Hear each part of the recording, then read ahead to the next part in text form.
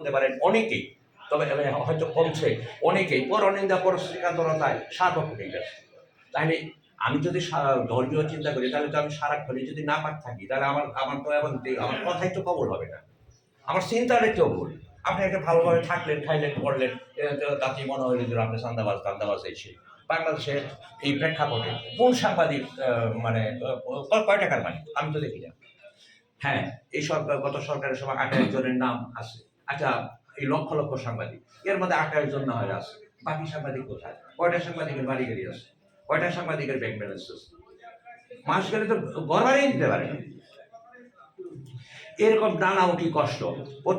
পত্রিকার সংবাদ সংগ্রহ করতে গেলে অত্যাচারিত হয়, নির্যাতিত হয়। প্রকাশ করার পরে মাইর খাওয়ার ভয় থাকে, হত্যা পর্যন্ত করা হয়। কত বিষয়াদি থাকে।